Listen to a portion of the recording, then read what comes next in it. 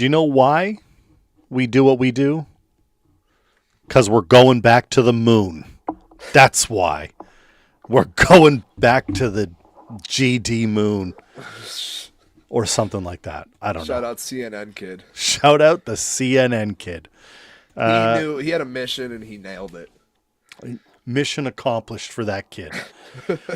Mission Honorary accomplished. astronaut. NASA saw that, and you know what they said? Fuck yeah. Like there's some guy at Mission Control just like fist pumping, like, yeah. That's what it's about. This guy gets it. He really gets it. Welcome in. It's Great North Sports. I need that on a soundboard. Anytime I place a bet next football season, I just hit that bad, Larry. We will have that on a soundboard, absolutely, along with whatever Deontay Wilder stuff we want to get into. Brother. That is a story for another day. If you don't know, one of the craziest videos that's ever been posted on the internet, and Deontay Wilder is explaining the wildest story you've ever heard, and Piers it makes Morgan's no just sense. Like, huh? You don't say. Really? And then what? He just And keeps. Deontay Wilder's like, I'm glad you asked, Pierce, and just keeps going and saying crazier shit every word that comes out of his mouth. Piers Morgan says, asks one question, and he recognizes in that moment how insane what this man is saying, and he's like, "Don't cut him off. Let him finish. You let him go." And he did. And let me tell you, he did finish, and he explains exactly how he finished, and where, and why, and what, and it is. Well, he's smart, Armchair. He's a smart guy. Had the answers to the test. I'm Armchair. That's Dubs. It was a wild week of sport. It was a wild week of sport. Baseball's back. Baseball is back, and already I can tell because my mental health is I was gonna say put through the ringer. I'm already mad. So that's a start. I'm already upset. Already not happy with the situation. We're 6 games in. I keep going, it's April 1st. It's April 1st. Buckle up, brother. I'm 6 games in. I'm already pissed off. I'm bouncing back and forth between, like, is this what it's going to be for 162 games? Or like, no, they'll fix it. It's early. It's, spring training was weird. We had guys in the WBC. Just looking for excuses to not. That's all but it is the hardest part. The Home Depot 2-for-1. It's the hard. I'm already calling for guys to be DFA'd. DFA that guy. Get rid of him. 6 games. That's enough. I've seen enough. Big enough sample size. Get rid of him. IKF. Seen enough. Get him out. I like IKF. Hitting 500 still finds ways to piss me off every single game. I don't have a problem with any of the Blue Jays offense, defense, or starting pitching. Every single member of the bullpen can be fired. Every one of them. You could fire them into the moon. They could go to the moon tonight. I may or may not have made a bet that if Connor Wong hits over, I think that was 350 was the number, I have to get a tattoo that says I was Wong. Oh, good Lord. I mean, yes, please. Yes, please. I don't even get anything out of it if he doesn't. It was a heat of the moment. I was so confident. Jim, we are a couple of weeks away from the draft. We'll be there covering that shit. And then I don't know. And then no, we're not. We're not even a little bit close. No. We are. Although, did you see the NFL head coach's day drinking excursion? Yes. That's awesome. Yeah, that's There's what almost happens. nowhere in the world I'd rather be. Those guys are just having fun. You ever want to think you're like the NFL is rigged crowd? It's like, see what I tell you. What I tell you, NFL is rigged. All the coaches are just hanging out together, having a drink. You find out the wrestlers you liked as a kid are they're actually friends. They don't hate each other. Yeah, there's no like kayfabe in the NFL coaching community. You know who does hate everybody? He's Ben Johnson. He was not at that. You think he was going to go chop it up with LaFleur? Fuck no. Oh, no shot. No shot. No beers to be had. I'm scheming up new trick plays. Ben Johnson's busy trying to figure out his next trip and heave for Caleb Williams, so we'll see what happens with them. March Madness, hey, we're down to the Final Four. Yeah. Hey, So says my hey, bracket on my ceiling. hey, Duke, how you like them apples? How'd that go for you? Shout out to my Duke friends. I How's waited. I gave a 12 hour gave a grace period before I went. How you doing, buddy? How we feeling? how you doing, pal? You doing all right, pal? You need to draw some pictures or something? You want to go for Tell me a what this ink blot looks like. hey? You want to go for a Sam Adams? Sam Adams make you feel a little better? What can Sam I give you? Adams, little smoke. Little puff puff, little Sammy. Yukon with the all you had to do. So Duke, all they had to do, if you weren't watching, you've been under a rock. Oh, they just had to hold the ball. Hold the ball. Just hold the ball. You don't have to do anything. Just hold the ball. And they didn't hold the ball. In fact, they tried to throw it over what I can only describe as giants. Twice, no? Yeah. So it wasn't even like one guy just spaced it. Like that No. feels like a Shire issue. Yeah. Where he was like, no, we're gonna get up the court. Yeah. Just heaved it. Insane move. Hold the ball, take the foul, shoot free throws, game over, you're in the final four. Nope. Threw the ball. And I like shout out to I forget the guy's name that hit the shot. It was the first shot he'd hit. Mullins. There you go. From deep all game. And he didn't want to take he was like, I didn't want to take the shot. I was hoping someone else would be open that could pass it off. But he just You heaved it. saw Carabin like looked for it. He was like, I'm supposed to be the guy that takes the shot, and then he was double teamed and was like, well, this kid's 5 feet behind me. Fuck it, let's let him. Like that was like a Caitlin Clark heave.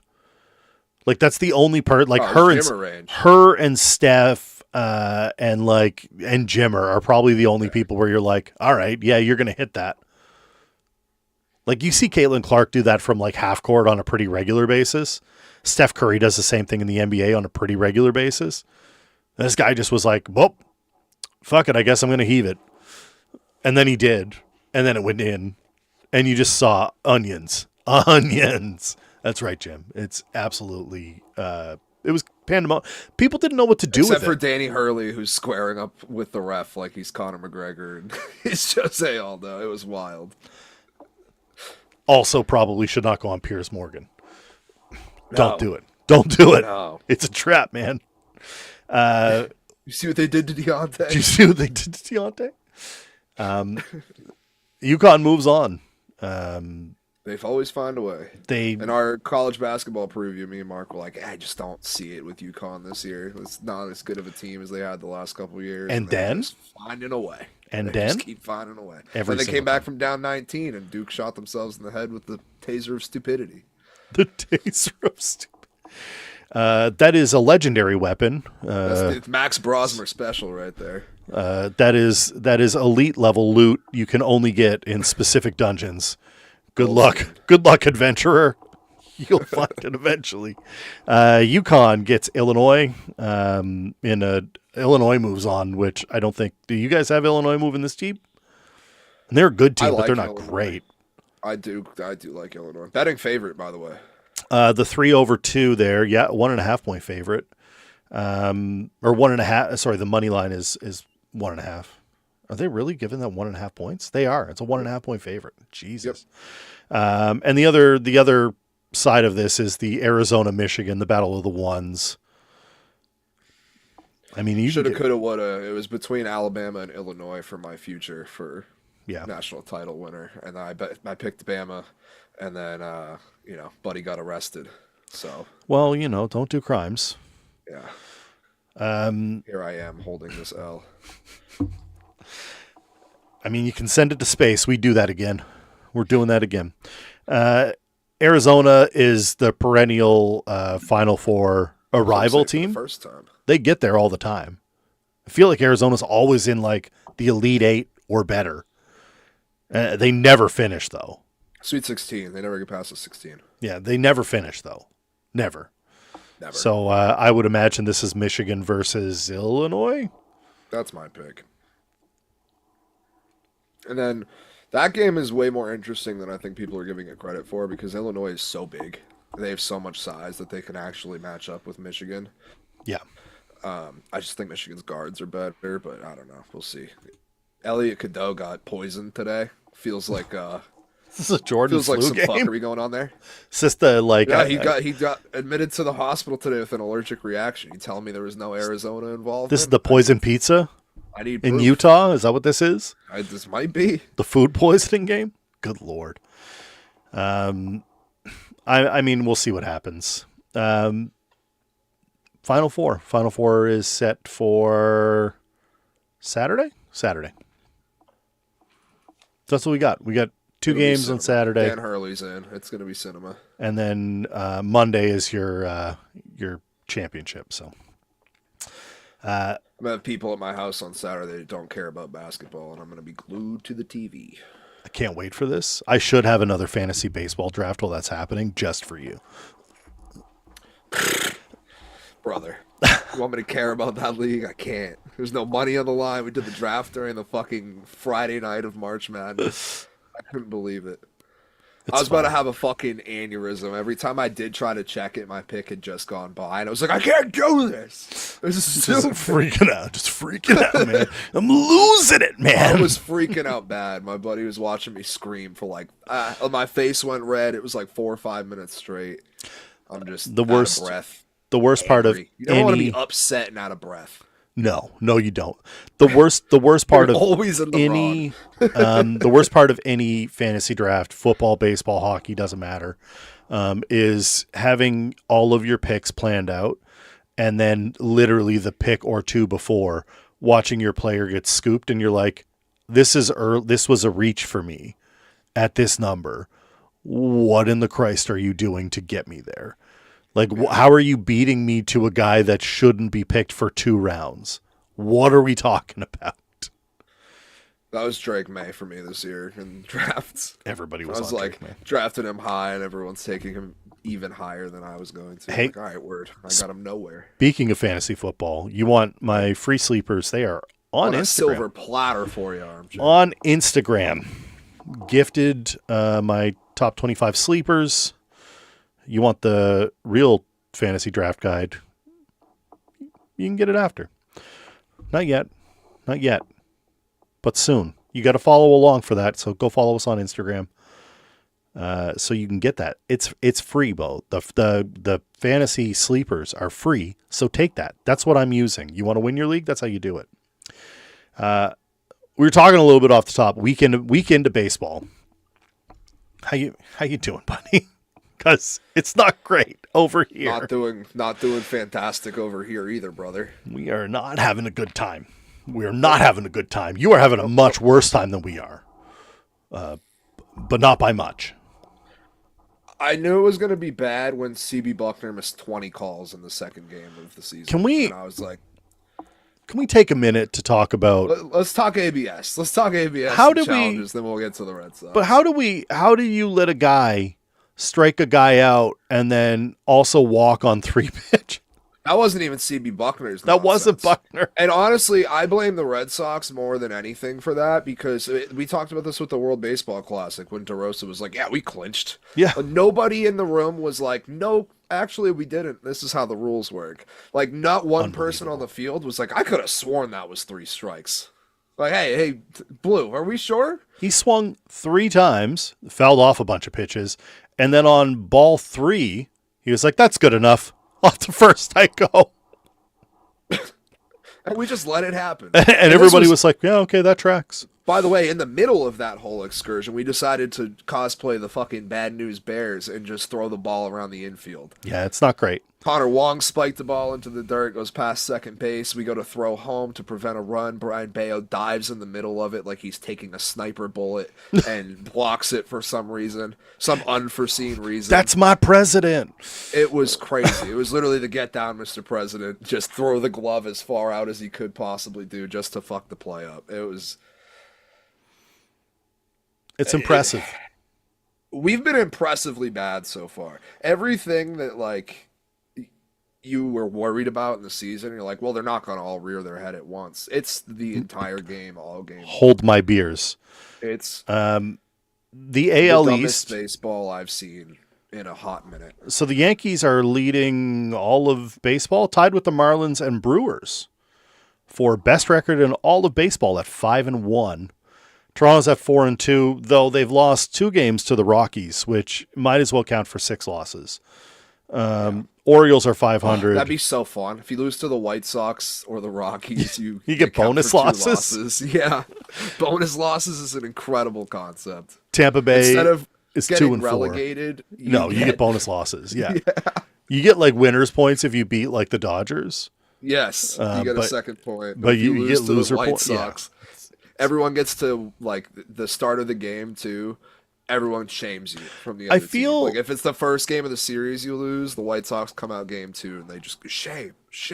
I feel like that would be a really good mod for like a road to the show kind of season, where it's like if you lose to a team that is more than 5 games above your current record, or if you beat a team that is 5 games above, then you would get bonus points, and if you lose to a team that's 5 games below, you start getting docked like extra losses. So it'd be like if you lost to a White Sox with like 100 losses, it'd be like, well, I guess we're getting 5 losses for this. Pick a White Sox, right? Red Sox are in the basement right now. 1 game, 1 win so far. Yeah, we can't do anything. We don't hit. We don't field. We were supposed to be able to pitch. Spent a whole lot of money on pitchers. We can't pitch. We can't run the bases. Jaron Duran's getting picked off. We can't use our challenges right. Let's talk ABS. Let's talk challenges, because that has been like the CB Buckner needs to be fired. It's been a bad CB Buckner week for him. He's missed the most calls in baseball by like 10, and there was like 20 that like weren't challenged, reviewed, but were egregious. That were bad. Yeah, it's insane. And then today he goes out with a concussion. Hell of a week, brother. Salute. I don't want to see him get hurt, but he has been terrible. League. Yeah. No. I don't want to see him get hurt, but like you got to get them right. At least you got to be close enough. The one at first base the other day, like he put on a masterclass in the Red Sox series, and then he turns around the very next series he officiates and just like clear as day, staring not at the base during the play. And then he's like, they're like, was he safe? He goes, I didn't see him touch the bag. Yeah, because you weren't looking at the play, brother. Clear as day, his foot touched the bag. I also didn't see him touch the bag because I was not watching that game. So I can make the same call as CB Buckner. Out. And then he's getting like upset with Suarez had back-to-back challenges in one of the Sox games. Yes. And they were both overturned.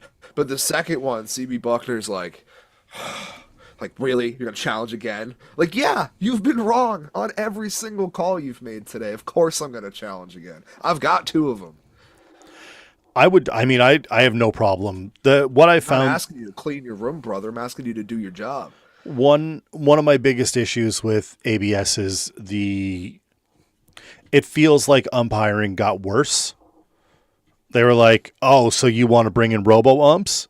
Well, robo this.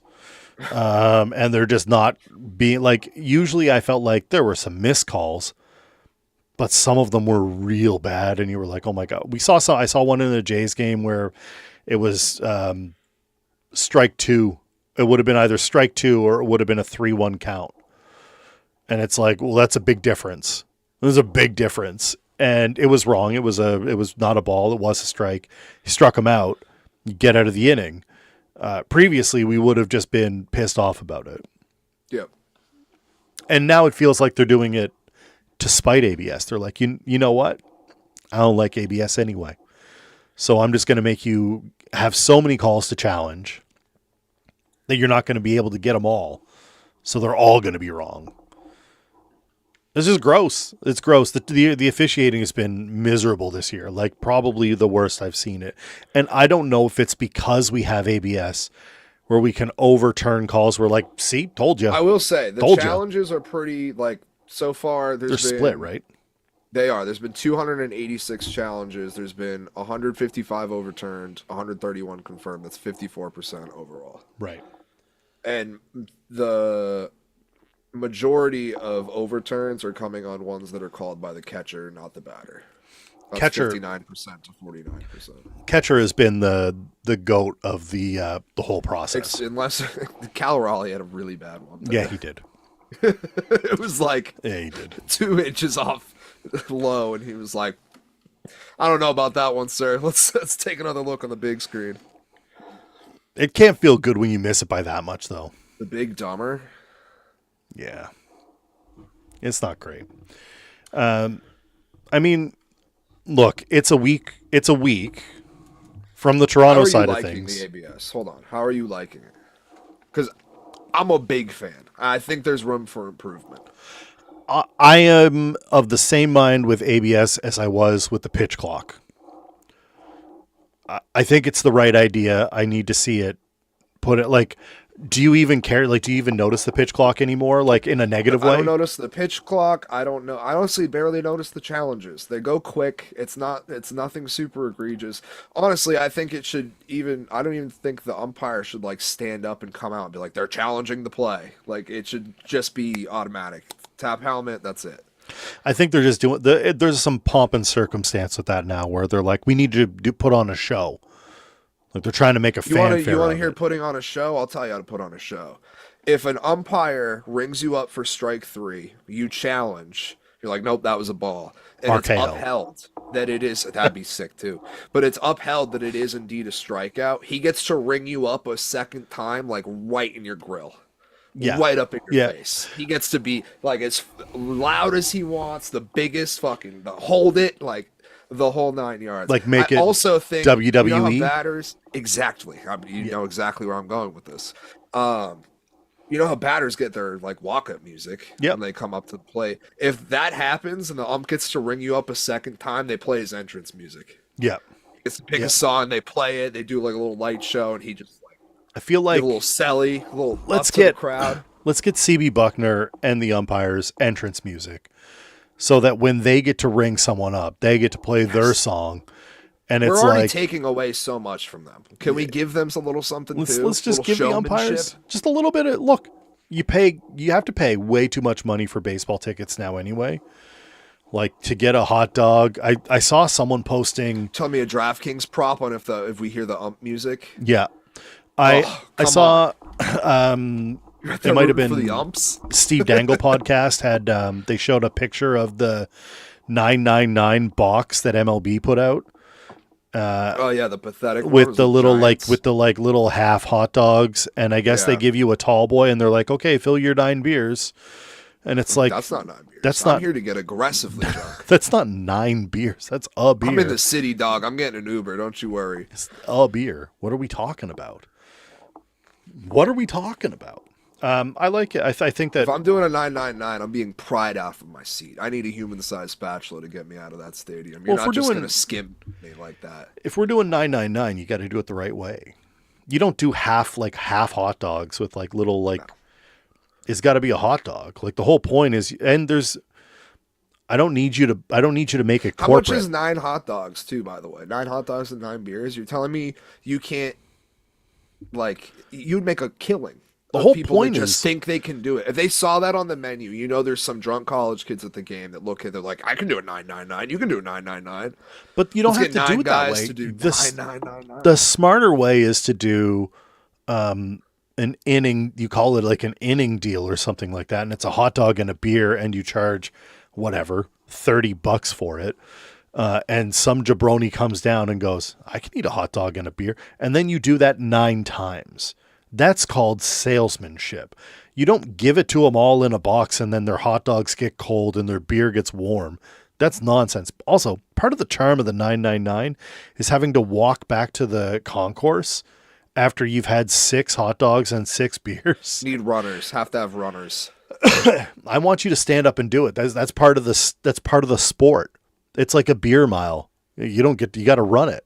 I need you to run it. It's part of the we're taking the athletics out of athletics here. Like I need you to get up and go. You're going to do a 999. I need you to run for it.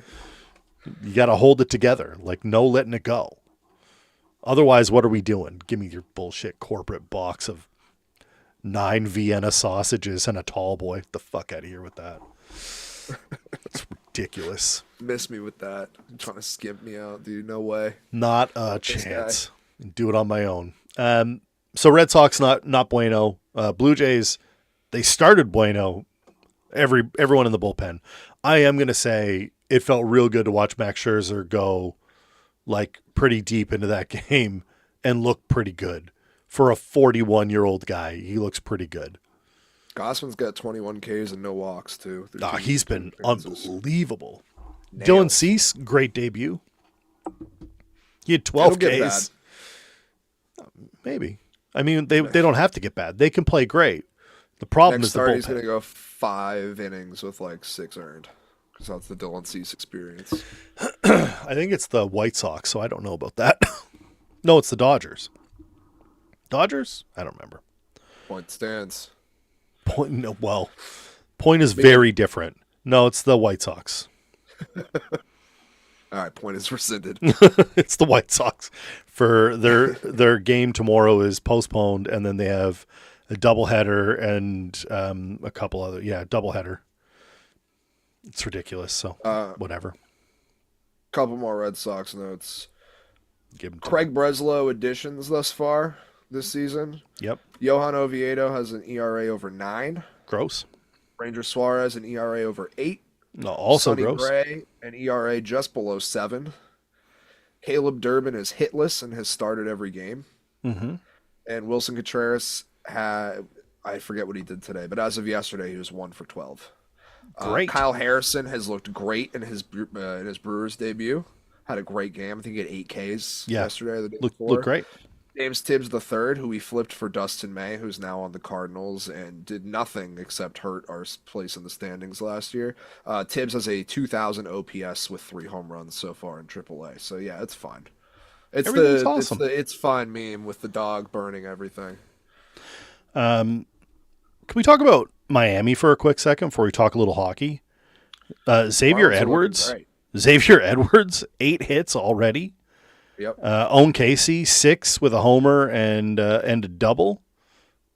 We got Otto Lopez and Marcy also playing well. Everyone's hitting. Everyone's hitting or walking. Like they're not like this is a good team.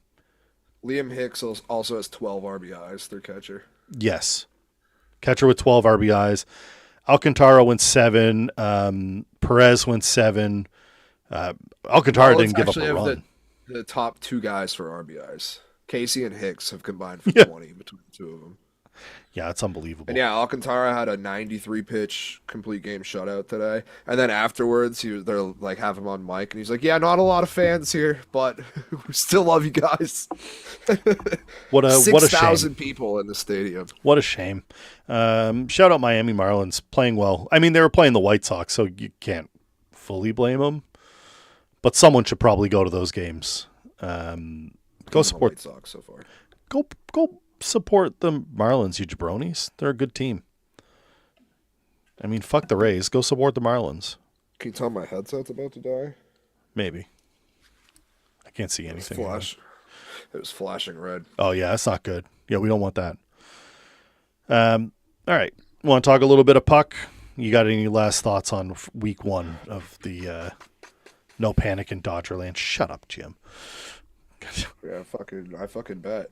I bet it's nice in paradise. Shohei Ohtani with his perfect everything. Yeah, I know. I get it. A couple last Red Sox things, especially today. The lineup was very curious, especially when you have Crochet on the mound. No Roman Anthony in the lineup. I know he had 3 strikeouts the night before on fucking 9 pitches. He's your best player. What are we doing? Has to be in the lineup. I don't care. They're like, it's pretty hard to juggle 5 outfielders. It's not. You don't need to play the ones that suck. You don't need to play Masataka Yoshida. Get him off the bench to DH or maybe play left field and DH Roman, whatever you need to do. But I don't want him in the lineup. Why is Marcelo Meyer out of the lineup against a right-handed pitcher? I understand the lefty thing. I still think that's stupid. I would just throw him to the Wolves. He's got to be better than IKF. IKF's not a hitter. He's a defensive guy. IKF. He's not even doing that. So I'm good. I'm out. Especially for $6 million, which I thought was egregious that night that we were live, but he signed it. I'm good. I just play the kid. Yeah. Load management 6 days in.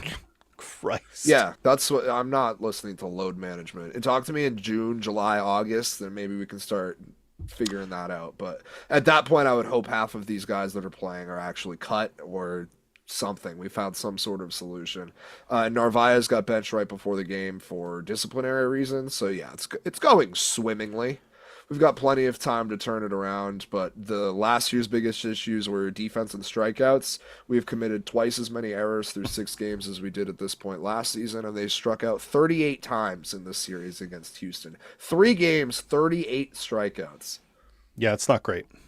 Early but troubling.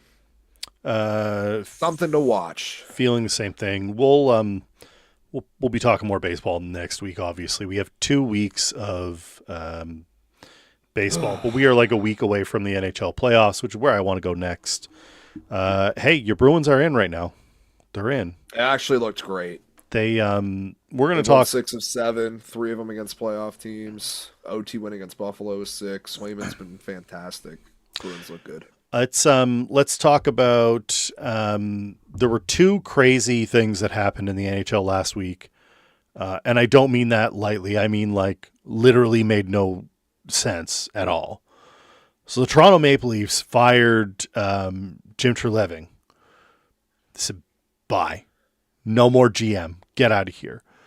Or Brad Treliving, sorry, not Jim. Jim is the owner of Boston Pizza, the restaurant chain. Brad, his brother, is the general manager of nobody anymore because he got fired. So Brad Treliving fired, no more job. He should have been let go a long time ago, but they kept him around until now. Super late for a firing. Also super strange. The Vegas Golden Knights let go of Bruce Cassidy. They were like, stranger, I'd say. We are in the playoffs. The head coach of a playoff team. We're in the playoffs. The GM of the failing Maple Leafs is a bit of a more reasonable firing. The Maple Leafs one, I can see your argument for why you would fire him. I don't know why you just wouldn't wait till the end of the year and relieve him of his duties like everybody else would. I don't know what Cassidy or the GM. For the GM. For Cassidy, it makes no sense at all. No. You're a playoff team, unless there's something that came out that told me that like, hey, there's a dissent in the room and they're not in it or whatever. Like whatever you want to say about it. Say that to justify it. Well, because everyone's going to look at you like you're crazy. And again, if like that was the issue where it's something where you lost the locker room or, people don't like the way he's coaching, whatever it may be, then hire some assistant, promote some assistant that they like. You're not going to go out and get John Tortorella, the dick of all dicks when it comes to hockey coaches. The problem I have with this is not just the firing so late in a season, because that makes no sense to me at all. You're like, would they have like 8 games left? If you don't have confidence in your team and you have that little time left in the season, just ride it out. You ride it out. Make That's it. A sudden change like that, I don't know. It makes no sense to me. I don't think there's anything. Tortorella is a great coach. So is Bruce Cassidy. But I don't think there's anything he's going to bring to the team in the last 8 games that's going to fix something that's fundamentally wrong with them. Well, and that's my other issue with this is Tortorella is not the guy to bring in here. If you have a dysfunctional locker room, then you need to Johnny to the point where you're like, we got to fire the coach with 8 games left. You're not bringing in the guy who is known for creating dysfunctional locker rooms. Right. And that's what is so puzzling about this to me, because it makes no sense. The thing you would assume to be the problem makes no sense with who they had replace him. Yeah, whole thing is kind of insane to me. Looking at the standings, let's talk a little West first. We'll go Western side. Colorado's clinched. The Dallas Stars have clinched. Financially invested again. Minnesota Wild are still in. That's your top 3 in the Central. The Ducks, Oilers, and Golden Knights, all of whom would not be in except for the Ducks if they played in the East, but that's neither here nor there, are all in. The Mammoth and the Predators. The Metro, probably, or not the Metro, the Central. The Pacific would not be in. Minnesota would be on the edge. They'd be in a wild card spot in the Central, and if they played in the East. There are 2 teams that are like legit in the West, and they are 1 and 2 in the Central, in my opinion. One of them just got beat by the Bruins. Mammoth and the Predators are your wild card teams. 77 points for the Predators sitting in a wild card spot. Kings are at 76 points. Jets are at 76. Jets. Sharks, Kraken both at 75. Sharks, baby. Sharks and Kraken. The playoffs. Sharks and Kraken are kind of, I think that's where you draw the line. The Blues have 73, but I think they've just run out of runway here. Sharks have plenty of games left to play. They're at 72 played. They play tonight. Anything in the West that's surprised you so far? It feels very top heavy in the West. Yeah, it feels chalky to me. And everyone knows that the three best teams in the West are in the same division. It's the Avalanche, the Stars, and the Wild. Yes. It's a shame that the playoff format is the way that it is because we're not going to get the best teams playing in the conference final because they're going to cannibalize each other. So they're in the same division. Yeah. But outside of that, like I don't really see any of those other teams making a run. The Knights I would have maybe thought about just because of how... Yeah, but they just torpedoed everything. Exactly. Now they're completely out of the conversation. And then the Oilers you can never count out because Draisaitl's out and McDavid all of a sudden looked like the Oilers look better without him, which is impossible. So you can never count them out either, but I still think their issues that they've had the last few years are going to catch up to them eventually. But even just looking at goal differential, the best goal differential in the Pacific is the Oilers at +10. Yeah. That would be 5th in the Central, and the Mammoth have 23 in the spot above them. The Avalanche have a 92 goal differential. Yes. Yeah, they're crazy. Insanity. Like, you can't put up the Ducks, the young Ducks, the Knights who are dysfunctional, the Oilers who are not fully healthy. I don't think any of those teams stand up to the Avalanche or even the Stars for that matter. Yeah. The Wild I'll listen to, but... What do you... So we have 3 teams on the out right now. The Kings, Jets, and Sharks. We've got roughly 10 games to go for everybody except for we have 9 for the Kings, 8 for the Jets, and 10 for the Sharks. Of those 3 teams, do any of them catch the Predators or Mammoth, knowing how badly the Predators have played lately? I think the Sharks can. The Predators have not looked good. They have not looked good. At times this season, they looked like they weren't even going to be close to this conversation. No. So they went on a winning streak. They beat the end of or middle of March. So they lost a bunch of games, and then they beat the Bruins, lost to the Sabres, beat the Kraken, lost to the Canucks and Oilers, and then they beat the Jets, beat the Kraken, beat the Knights, beat the Blackhawks, beat the Sharks, and you're like, okay, maybe they're going to make a run here. And then they turned around and lost to the Devils, lost to the Habs, lost to the Lightning, and then they play the Kings tomorrow. And I think the Kings are a better team, better suited for making the playoffs as well. And then they have the Sharks and the Kings and the Duck and the Mammoth and the Wild and the Sharks and the Ducks. So that's the rest of their schedule. There's in the East and the West, there's so many playoff battles that are going to be super close coming down the stretch. And all of the games that those teams that are on the bubble have are against each other. Yeah, it's insane. There's so much just control your own destiny in hockey right now going down the stretch that all of these games mean so much. On the eastern side, the Atlantic has been run by Buffalo for a while, but it is getting a lot closer. They're starting to slow down. It's getting a lot closer. Buffalo sitting at 100 points. The Lightning right behind them at 98. My aforementioned Canadien de Montréal sitting at 96 points. Cole Caulfield, we will talk about him in a minute. Carolina is the top of the Metro at 100. Pittsburgh 92, and the Islanders at 89. The wild card spots are 94 points for your Boston Bruins, and the Columbus Blue Jackets sitting in that final wild card spot currently at 88. With this is the crazy part to me. The East wild card spot is 4 deep. It's 6 teams competing for 2 spots. Yep. The Senators, Wings, Flyers, and Capitals all still realistically have a shot. The Caps are 3 points out with 7 games left to go. And Ovi's playing like a man possessed And right now. that is the furthest. That's the longest shot. Capitals never die. They never die. They're always plucky and They around there. refuse to die. Them and the Penguins, they just will never let go. What do you? I'll ask you the same question that I asked you about the Western Conference. Of the 4 teams currently not in, who can give Columbus a run for their money? Because I think Boston is pretty well in at this point. Yeah, I would say we got in on this last stretch of games. It's a lot. You're asking a 4-point jump for Columbus here, and it's not to say it can't happen. It's 4 points over 7 games. It's not a lot, but that's going to be tough. So who's the team that can get hot? Is it like, does Philly make a run? Do the Wings make a run? Ottawa's been awful when it's not been Ullmark, when Linus is not in net. I would have said it would have been Ottawa, but they just got dummied by the Panthers, who are like on life support. I just mentioned controlling your own destiny. Nobody does it more than the Flyers over the next week. They have a 4-game slate coming up against the Capitals, the Red Wings, the Islanders, and the Bruins. If you win 3 of 4 of that, you're in.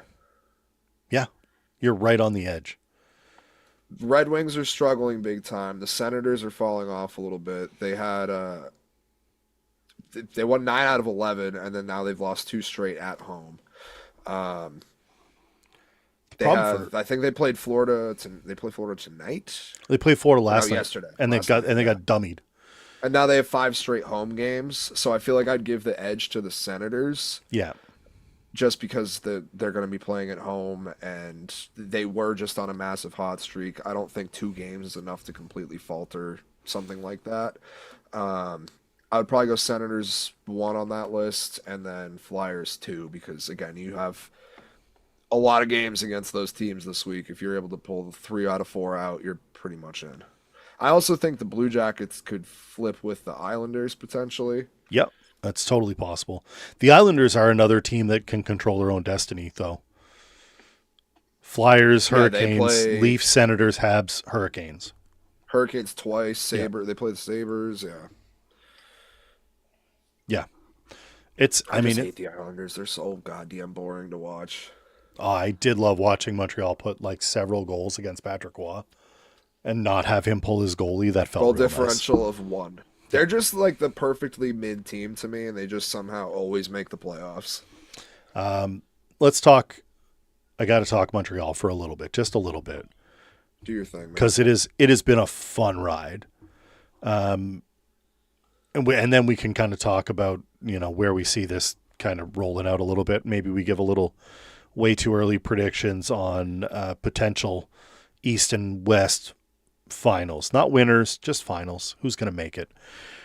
Cole Caulfield sitting at 47 goals.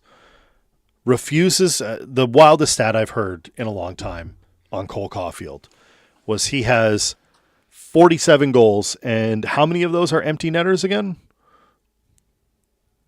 It's 0.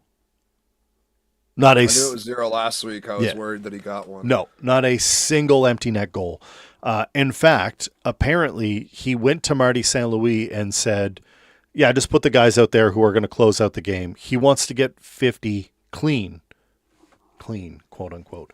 He doesn't want the stat padding goals. Now, I'm sure if you told him he was at 48 or 49 with a game or 2 to go, he might change his tune a little bit and say, okay, well, I'd rather the goal than not. But that's a pretty unbelievable stat in this NHL to get to 47 goals and not have a single goal be an empty netter. Unbelievable play from Caulfield. Again, didn't make the U.S. men's Olympic hockey team, which I thought was egregious at the time. I think it's even more egregious now. You didn't need him, but unbelievable player. Him and Robertson were the 2. Yeah. Selke Award potential winner, Nick Suzuki, having himself a game. It looks like he's on pace for 100 points.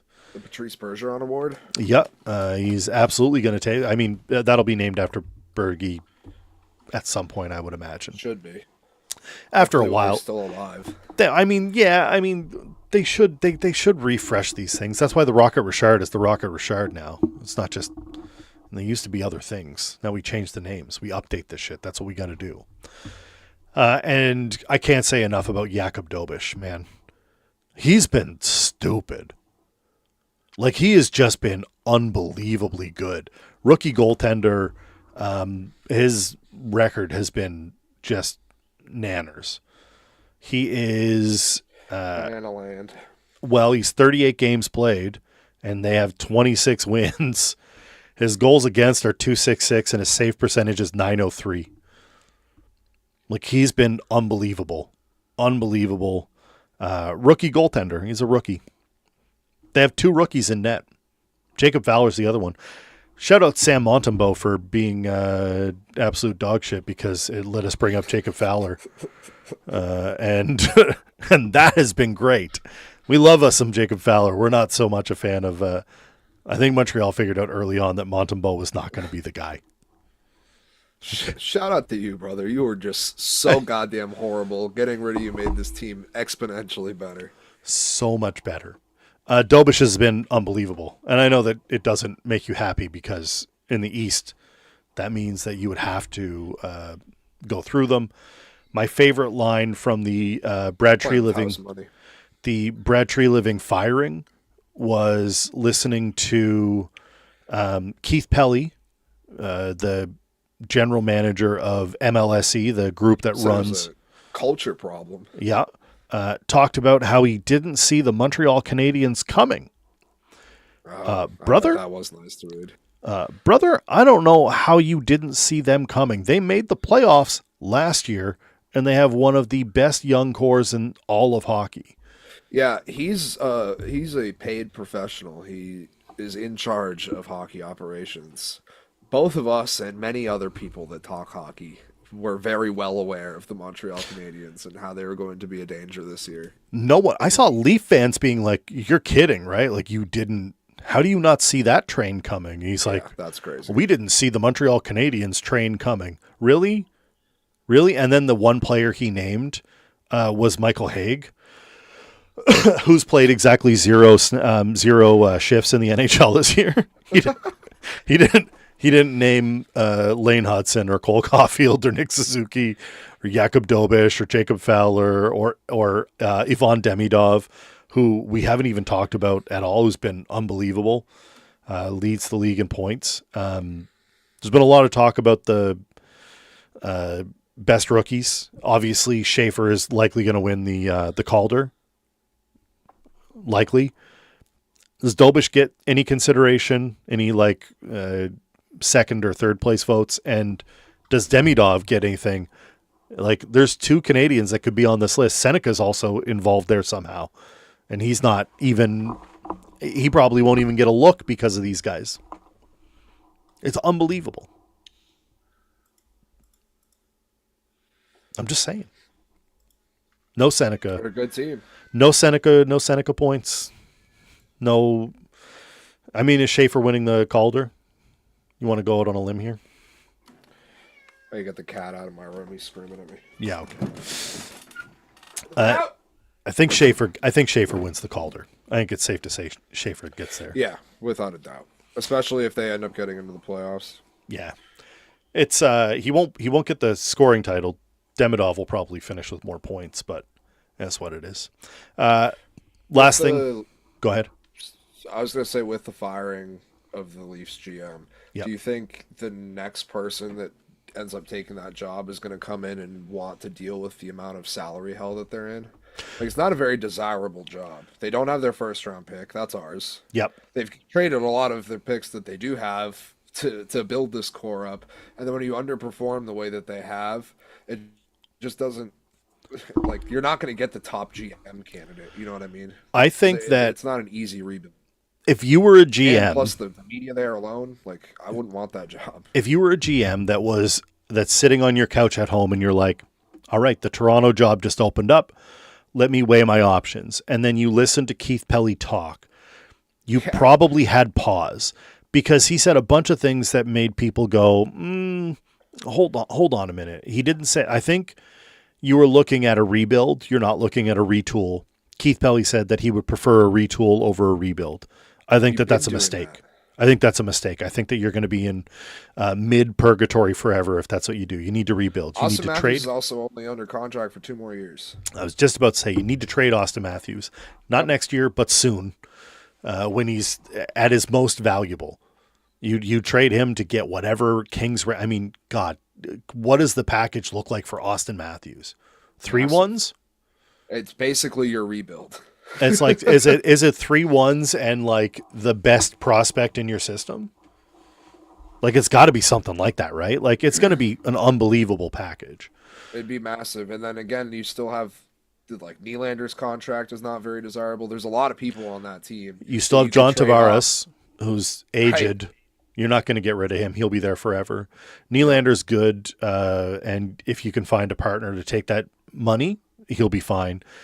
Matthew Nyes, okay. Does that get you excited, Matthew Nyes? It doesn't. If I'm a GM, but this is what I mean. If I'm a GM, I'm not answering the phone if they're calling me because I listened to that part of that job. I listened to that press conference and I thought, there's no one wants this job because you got to answer that guy. You're on the fence about it with how bad the actual situation is, and then you heard that conference that anybody that was even considering it should be Seacrest out. Yeah, fully out. If the playoffs started today, our first round Eastern matchups would be Buffalo and Boston, Tampa, Montreal, Carolina and Columbus, Pittsburgh and the Islanders. I feel like Carolina would blow the fucking doors off of the Blue Jackets. They would crush the Blue Jackets. That's why I said that's a sweep. And the Pittsburgh Penguins would dummy the Islanders, although our luck, the Islanders would win in 7 and we'd be robbed of whatever's left.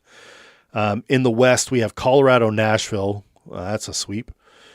Dallas and Minnesota, dogfight. That's dogfight. But again, that's stupid. They shouldn't be playing in the first round. Anaheim and Utah is strangely appealing to me. I think Anaheim gets that. I would love to watch that matchup. And then we get and then we get an Oilers Golden Knights rematch, which I actually don't hate. I love that. I love that too. Like, give me an upstart to the Oilers. Give me an upstart Oilers like on pissed off Connor McDavid contract going after trying to get to Colorado, like trying to get back under there. With Tortorella straight off the couch on the bench, just losing his mind. Calling somebody a donut. I don't know. It'll be a good time. Of the 16 teams listed, give me 2 in the West you see and 2 in the East. I don't care about seeding. Who are the 2 that you would like to see in your East-West or your East Finals and your West Finals?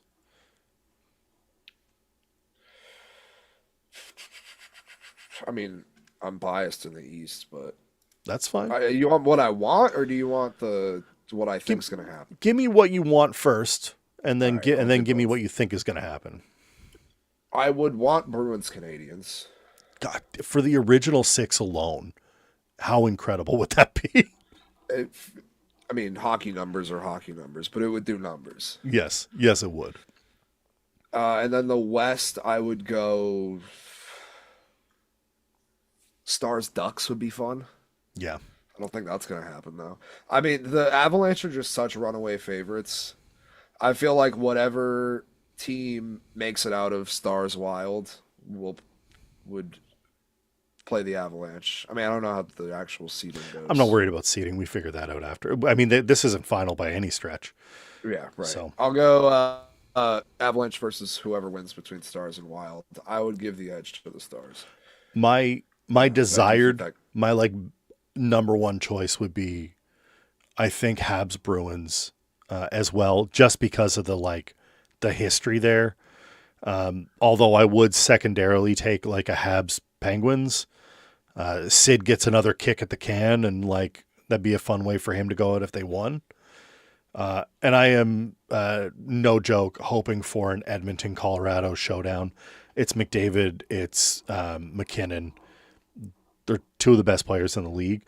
I would also be fine if it was plus no Stuart Skinner. If you gave me the Ducks versus Avalanche or the Ducks versus Oilers, and I get or the Sharks in there somehow, I would also be fine with that.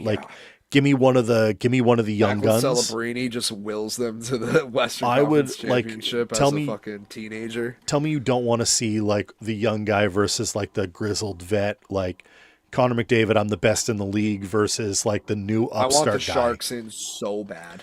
We're pulling for it. We're shark fans here.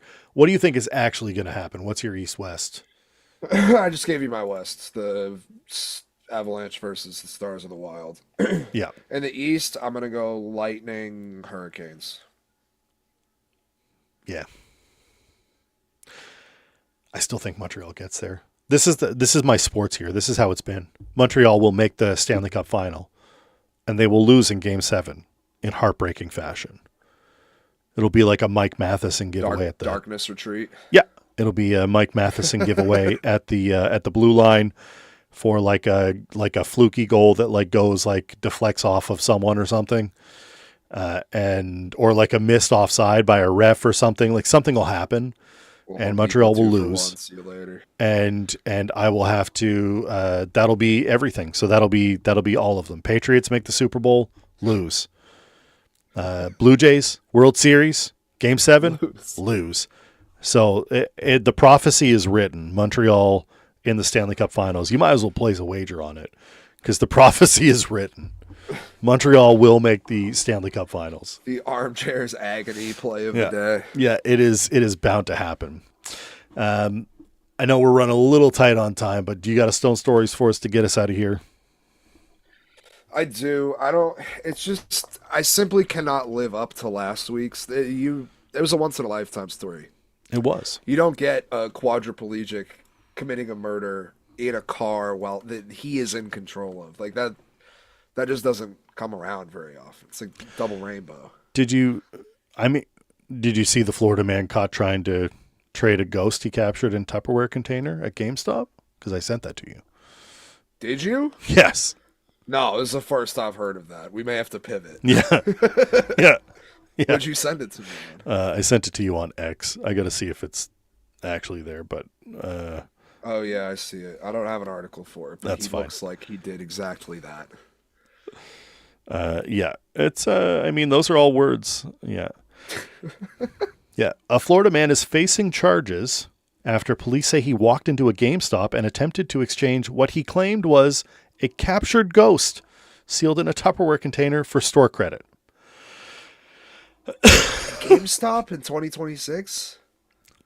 Brother, just download it on Steam. He's behind. He's going to catch up one day. He'll catch up. I mean, that's good. That's good. That's awesome. Using ghosts as currency could be the move. I'm with it. My story is Florida man, I believe. Florida man? No, Kentucky man. Ooh. Kentucky man. Kentucky. A Kentucky multimillionaire is under arrest for the third time this year after allegedly stealing $12,000 from a separate Kentucky residence. Catch here is that he won the lottery less than a year ago. He won $167 million on Powerball. Okay. James Farthing, 51 years old. As I said, this was his third arrest since said lottery ticket winning. Per the citation, authorities allege that Farthing unlawfully entered the residence early in the evening on Saturday, March 28th. Lexington police did not immediately respond to people's request for confirmation.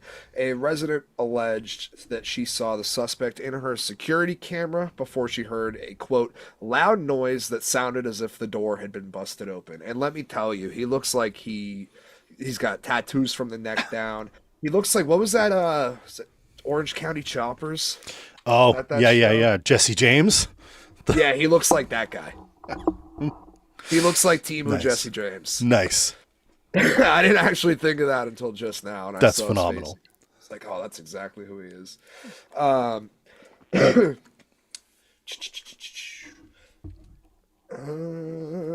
The woman then, after her door had been busted down, reported $12,000 in cash missing. Too much to have in your house. It's too much. Too much. Don't unless it's like COVID and everyone's taking all their money out of the bank. We don't know what's going on. There's no reason to have that much cash in your floor, unless you're like a criminal. Unless you have $167 million Powerball ticket sitting around. As I said, this weekend arrest marks Farthing's third in less than a year. In November, following an alleged hit-and-run collision in Fayette County, authorities charged Mr. Farthing with endangerment and leaving the scene of an accident / failure to render aid or assistance. In February, he was charged with intimidating a participant in a legal process. Mm-hmm. I assume it had to do with a previous run-in with the law. Weeks before his latest arrest, Farthing pleaded guilty to assault of a Pinellas County, Florida police officer in April 2025 after body cam footage, which has since been obtained, showed him kicking the officer in the face at a bar. Bad guy. If you ever thought that the lottery was rigged, this story should completely disprove that for you, because there's in no world where somebody's going to rig the lottery for a true piece of shit like this guy. I saw that Florida said that he has, or Kentucky, excuse me, said he has 35 different charges that he's racked up over the years. And I just really appreciate this guy's commitment to crime. He's really like, committed you to have $167 million in the bank, and you're still like out there risking your freedom for $12,000. I assume he's probably already blown it and he needs that money. You would have to at that point. I also saw in this article that after he broke this lady's door down, he left in a Porsche. Like, he showed up to commit a robbery in a Porsche. He's a GTA character. He is absolutely a GTA character. He's absolutely a GTA character. They say, like, money changes you. You're like, you were a good guy, then he gets some money, you're a bad guy. This is a bad guy. He got money, and he's still a terrible guy, if not worse. Unbelievable. That's it. That's all. We made it to the end. We will be live again next week, Wednesday. Don't forget to get your NFL fantasy football sleepers over on Instagram. Follow us on Instagram. You just react to the comment. There's a comment there. You comment on the post I made, and you get them. I'll put it in the story, and then you can see it. For Dubs,